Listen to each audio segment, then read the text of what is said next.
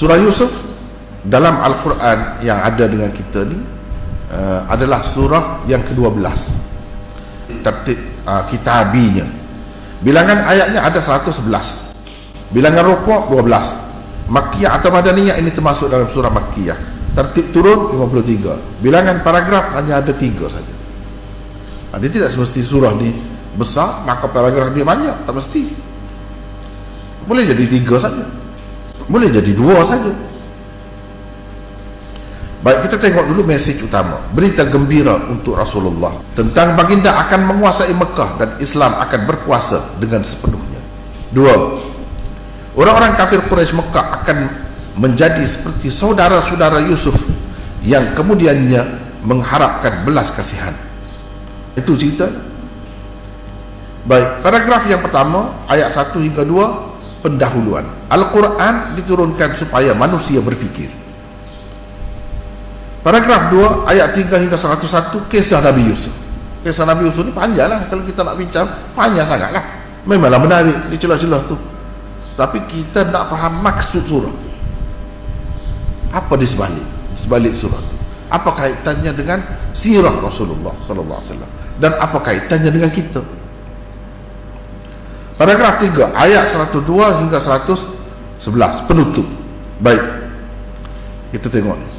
Zaman diturunkan surah dan latar belakangnya. Besar sekali kemungkinan surah Yusuf diturunkan pada tahun ke-12 kenabian sebelum Nabi SAW berhijrah ke Madinah, dan ia turun selepas surah Hud. Ketika itu pelbagai perancangan jahat telah pun dibuat oleh orang-orang kafir Quraisy terhadap Rasulullah SAW. Sama ada mahu menghalau baginda keluar dari Mekah atau dibunuh saja baginda. Sampai ke peringkat itu. Maknanya ini peringkat akhir. Peringkat akhir Rasulullah berada di Mekah. Kalangan pemimpin Quraisy tak ubah seperti saudara-saudara Nabi Yusuf alaihi salam yang telah bertindak zalim dan kejam terhadap saudaranya sendiri. Kesalahannya tidak lain hanyalah kerana tidak mahu menerima penyembahan berhala dan kerana menegakkan ajaran tauhid. Itu saja. Nabi SAW itu lahir di Mekah. Orang Mekah, keluarga dia, semua keluarga dia, pembesar-pembesar Mekah itu pun keluarga dia, anak beranak, pak saudara, sepupu, sekitar tu lah, pak sepupu, sekitar tu saja. Tetapi apa yang kafir Quraisy, keluarga Rasulullah buat kepada dia? Dia bawa surah Yusuf ni. Surah Yusuf diturunkan di Mekah. Nabi baca ni, kafir Quraisy dengar, dan dia terasa bahawa dia telah menzalimi saudara dia sendiri.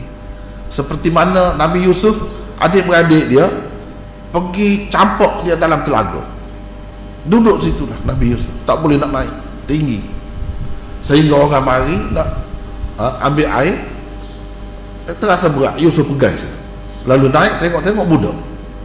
Ini siapa yang buat? Saudara-saudara dia, adik-beradik dia lah. Begitu juga dengan kafir Quraisy, dia buat kepada Nabi. Padahalnya Nabi ni bukan orang asing, bukan orang lain, anak beranak dia. Kalaulah dia terima baik, nanti bila masyhur, bila terkenal, dia juga jadi terkenal, dia juga jadi dihargai oleh orang. Tapi tidak begitu. Akhirnya macam mana? Seperti mana Nabi Yusuf menyesal adik-beradiknya. Adik-beradik dia itu jadi pengemis, terpaksa pergi berjumpa dengan dia, menghadap dia, dan dia tidak sedar ya dia menghadap tu Yusuf yang dia anyayai dulu. Begitulah juga dengan Nabi. Ini isyarat bahawa Nabi akan menguasai Mekah suatu hari nanti. Pada ketika itu tak lagi lah. Bila menguasai Mekah, apa jadi? Apa yang Nabi kata kepada kafir Quraisy, betul-betul seperti Nabi Yusuf kata kepada saudara-saudara dia dahulu. Di dalam surah Yusuf ni kita akan bertemu Nabi Yusuf kata, bila sudah menyesal semua tu, bertemu, rupanya adik dia yang jadi raja di Mesir. Lama dah, banyak kali dah kita duduk menumpang makanan. Kita, negeri kita Palestin, tak ada makanan, terpaksa pergi, semua orang pergi ke Mesir bawa makanan balik. Semua orang tahu raja dia tu bagus. Rupanya adik-beradik kita pada ketika itu menyesallah mereka, menyesallah, bertaubatlah. Dan semua keluarga dia, Nabi Yakub ayah dia dan mak dia semua pergi. Nabi Yusuf kata, inilah mimpi saya dulu yang saya di permulaan surah Yusuf dia sebut yang mimpi itu. mimpi tengok bintang, matahari apa, sujud kepada dia. Inilah takbirnya. Lepas tu takutlah macam mana lah Yusuf nak buat. Yusuf ni baik hati orangnya. Dia kata la tathriba alaikumul yawm, la tathriba alaikumul yawm. Ini ada dalam surah Yusuf. Tidak ada apa-apa balasan dan hukuman dikenakan ke atas kamu hari ini. Kamu bebas semua, aku maafkan. Itulah yang dikatakan oleh Rasulullah kepada kafir Quraisy tahun ke-8. Pada beberapa tahun sebelum pada tu perang nak hapuskan Nabi. Akhir sekali Nabi SAW pergi duduk atas kamu. Duduk atas kamu. Kamu tahu ke apa yang aku akan buat hari ini terhadap kamu semua? Kamu tahu ke? Semua kata, kamu ni akhun karim, ibnun karim, wabnu akhil karim. Kamu adalah orang yang mulia, anak orang mulia, dan saudara yang mulia. Kata gitu dah, takut dah. Dia boleh buat apa saja. Nabi dah kata dah, kalau orang masuk dalam Kaabah selamat, duduk dalam rumah tak keluar selamat, masuk dalam rumah Abu Sufyan pun selamat. Lepas tu dia duduk situ, tanya, semua takut. Setengah-setengah tu lari pergi merata. Ada beberapa orang Nabi kata, kalau dia berselimut dengan kelambu Kaabah, kamu bunuh dia. Tapi yang ramai-ramai Nabi kata apa? La tathriba alaikumul yawm, idhabu fa antumut tulaqa. Betul-betul seperti Nabi Yusuf kata. Inilah cerita. Itulah nak ceritanya, jangan kita buat nyaya kepada seseorang. Tak tahu dia nak jadi apa akan datang. Bila dia jadi gitu, malulah kita pada ketika itu. Alangkah baiknya kalau mereka ni daripada awal lagi membela Nabi, seperti mana orang lain, orang luar yang bela Nabi, yang menyokong Nabi, tapi dia tak ada nasib. Tak ada nasib. Sebab itu Nabi SAW dengan keluarga terdekat dia tak ada kahwin. Itulah yang mereka kesal kemudian hari. Oleh orang Quraisy juga yang lain-lain kahwin. Yang dekat-dekat Bani Hashim tak ada. Yang haram zakat tu, yang lebih istimewa sangat, tak ada. Tak ada. Sebab apa? Musuh semua dulu. Musuh dengan Nabi SAW. Musuhnya tidak kerana lain, kerana Nabi tak mahu semua berhala. Tu je. Dia tak tegak dengan tauhid. Tiba-tiba mereka marah. Tu je saja. Bukanlah ada benda tak bagus, ada benda tak molek nak buat. Kesinambungan surah Yusuf dengan surah sebelum dan selepasnya. Satu, surah Hud sebelum ini lebih menekankan sudut inzar, yakni memberi ancaman dengan mengemukakan sejarah bangsa-bangsa yang telah dibinasakan. Surah Yusuf pula lebih menekankan sudut tabsyir. Kan Nabi ni nadhiran wa basyira, nadhir pun dia, basyir pun dia.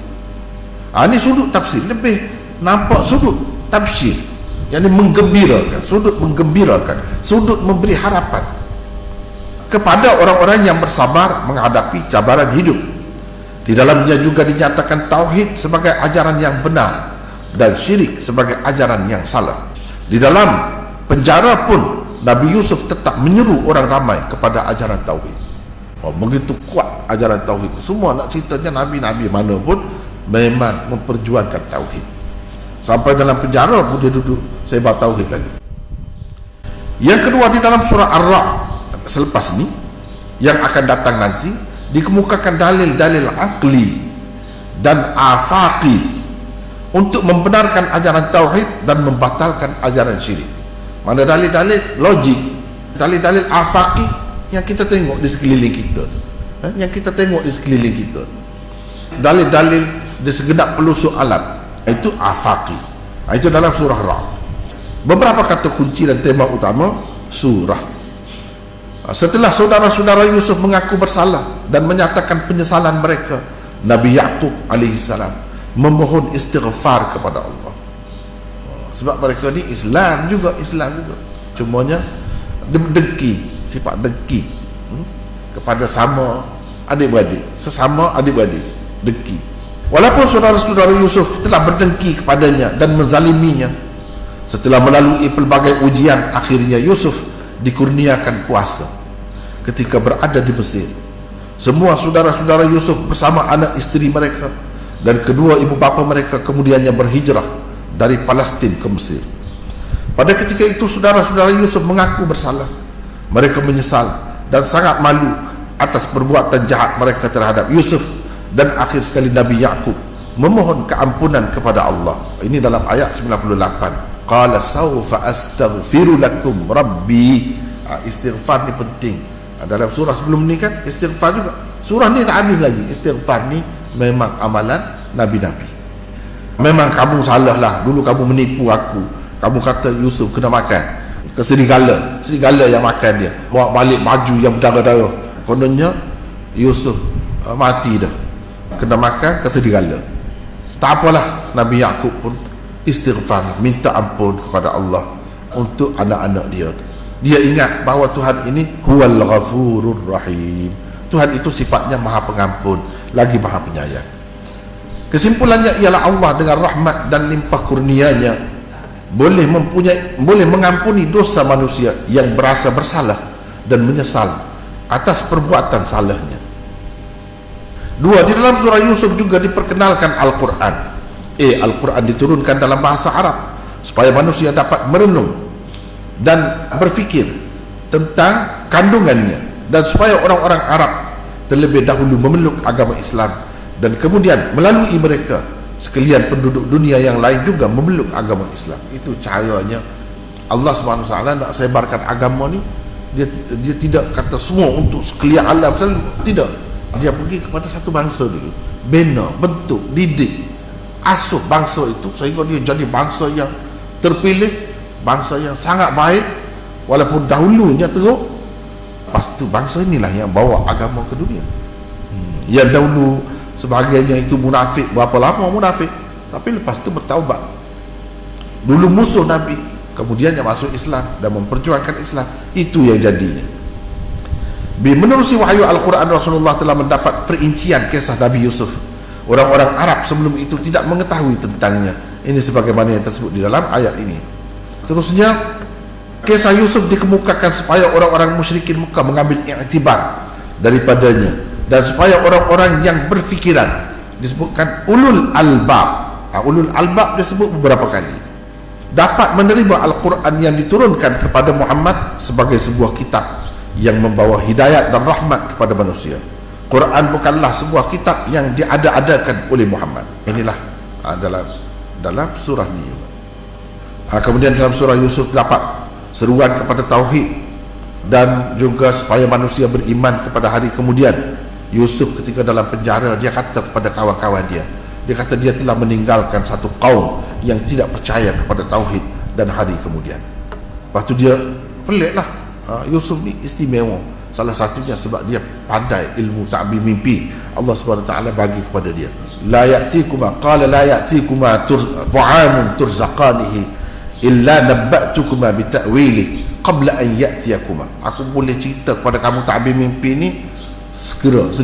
Maknanya tak payah buka buku, tak payah fikir, tak payah. Dia kata aku mimpi gini-gini, nanti sekejap lagi nak bagi makan, sebelum sampai makan tu aku boleh cerita dah, kata dia. Jadi kagumlah kawan-kawan dia, ni orang macam mana masuk jin, orang yang baik macam ni pun ada juga masuk jin. Itulah yang dikatakan oleh Yusuf. Nabi Yusuf dalam dakwahnya kepada tauhid telah mengemukakan dalil-dalil akli. Nabi Yusuf guna dalil akal untuk ajak orang kepada Islam, supaya difikir dan direnungi oleh kawan-kawannya yang berada di dalam penjara bersama beliau. Adakah Tuhan yang berbilang lebih baik daripada hanya satu Tuhan yang maha perkasa? Ditanya. Ada segi logik. Lepas tu Nabi Yusuf telah menolak syirik. Beliau telah melarang manusia mengikut adat rasam nenek moyang yang salah. Beliau juga menyuruh manusia supaya menyembah Tuhan yang esa. Kepada orang-orang yang berfikiran, ulul albab, kisah Yusuf mengandungi pengajaran dan iktibar. Orang-orang yang berada di atas kebenaran pada akhirnya akan tetap memperolehi kemenangan dan kejayaan. Mana orang yang baik, yang benar, Allah SWT akan melindungi dia.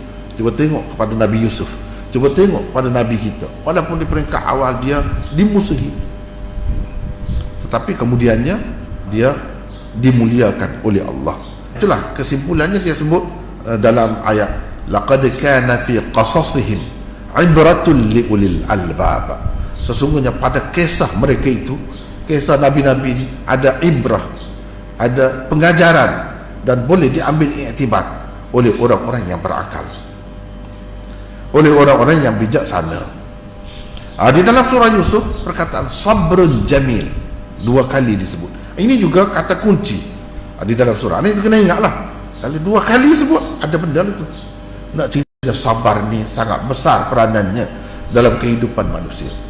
Sabarlah yang membuatkan manusia itu berjaya.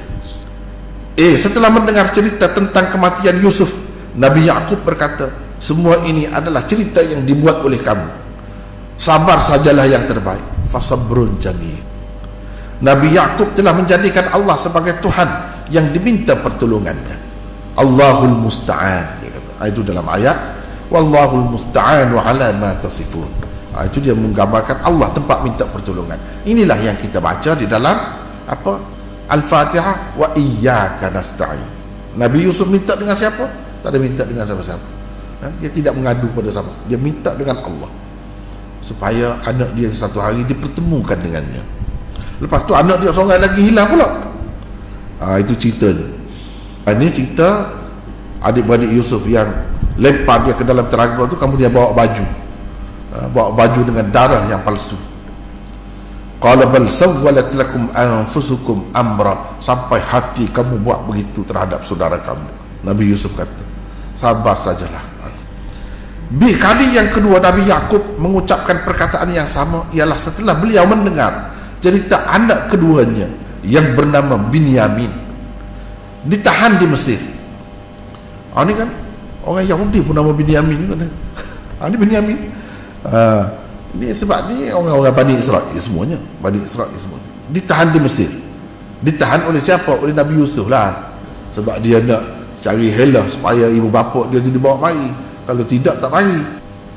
Nabi Yaqub yakin dengan sepenuhnya kepada Allah bahawa pada suatu hari nanti beliau akan dipertemukan dengan anak-anaknya yang telah hilang. 2 kali disebut. Mana sabrun jamil adalah kata kunci surah ini. Yang keenam, di dalam surah ini dinyatakan bahawa Allah telah memberi ilmu ta'wilul ahadith, ta'bir mimpi kepada Yusuf. Ta'wil ini, ta'wilul ahadith juga disebut bukan sekali. Maknanya ini suatu perkara istimewa.